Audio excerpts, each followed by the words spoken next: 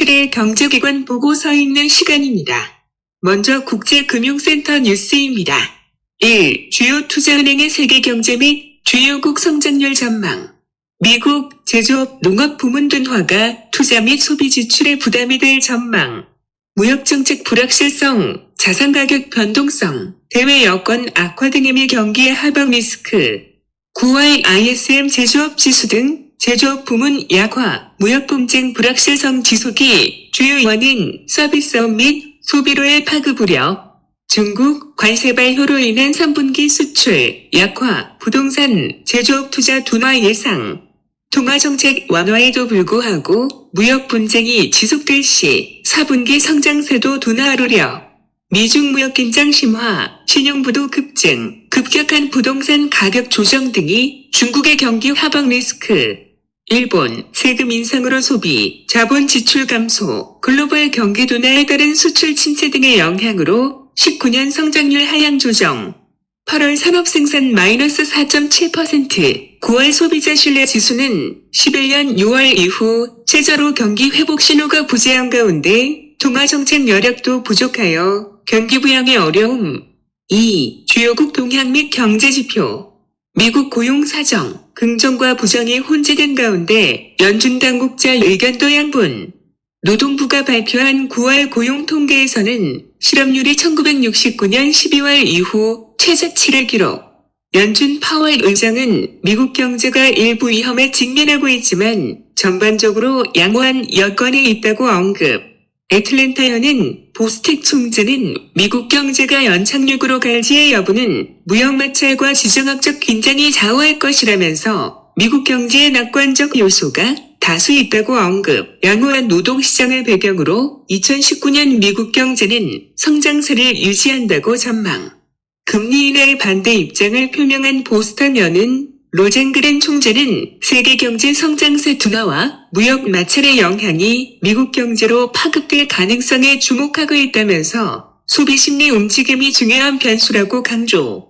미니애폴리스 연은 카시카리 총재는 노동 수요 증가세 지속을 위해서는 통화 정책의 역할이 크다고 표명. 9월 고용 통계에서는 이와 같은 추세를 보기 어려워 노동 수요 창출이 필요하다고 부연. 미국 정부 이민 규제, 보험 지급 능력 의무부과 트럼프 대통령은 의료보험 지급 능력을 증명할 수 없는 이민의 입국을 제한하는 문서에 서명. 이는 11월 3일부터 적용. 입국 후 30일 이내 해당 지급 능력이 없는 이민 희망자의 입국은 불인정. 홍콩 경제 불안 심화 속에 아시아 금융허브 위상 저하 우려. 홍콩의 대규모 시위가 경제에 심각한 타격이 되고 있는 상황. 홍콩 내 거의 모든 철도가 운행을 정지하고 대형 상업시설이나 소매점의 임시 폐업도 잇따라 발생.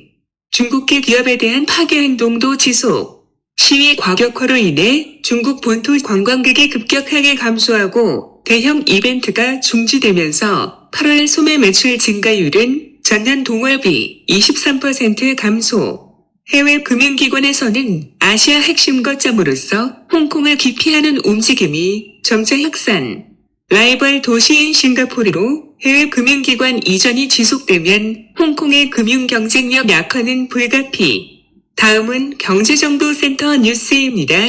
1. 2019년 9월 말 외환 보유액. 한국은행은 2019년 9월 말 외환 보유액을 10월 4일 발표하였다. 2019년 9월 말 우리나라의 외환 보유액은 4,033.2억 달러로 전월 말 대비 18.4억 달러 증가하였음. 외환 보유액은 유가증권 92.9%, 예치금 4.5%, 금 1.2%, SDR로 8%, IMF 포지션 0.7%임.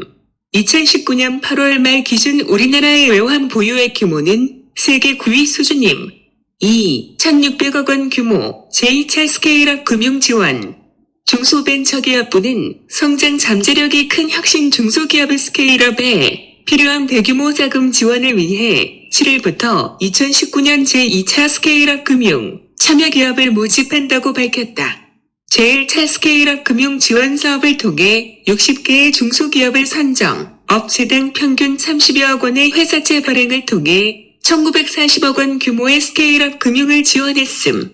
이번 2차 스케일업 금융지원에서는 전통 제조업뿐만 아니라 대외 경쟁력 강화를 위한 소재, 부품, 장비 국산화 및 혁신성장 분야의 중소기업이 대상인 대상, 중소기업은 신용평가사 회사채 발행 신용등급 B+ 등급 이상인 기업이며 3년간 최대 150억 원의 자금을 회사채 발행을 통해 조달할 수 있게 함.